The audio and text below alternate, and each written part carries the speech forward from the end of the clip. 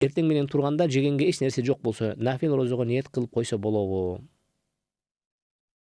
Кандайча? Сиз Рамазанда жашап атсаңыз кантип нафил розого ниет кылып коесуз? Сиз мен ойлойм, Кыргызстанда андай акыбал жок. Эртең менен турса, үйүнөн эч нерсе таппай кала турган деңгээлде эч ким жашабайт деп ойлойм.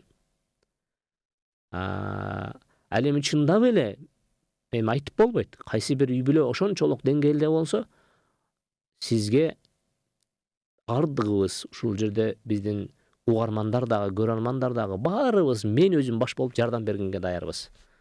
Сиздин эртең мененки тамагыңызды камсыздап бергенге. Кайрылыңыз, тартынбаңыз.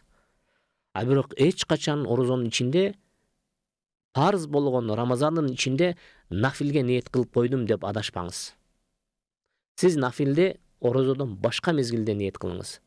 Нафилде калган 11 айдын ичинде ниет кылыңыз. А бирок Рамазандын ичинде сиз Рамазандын башында сиз милдеттүү болгонсуз 1 ай бою парыз орозо кармаганга.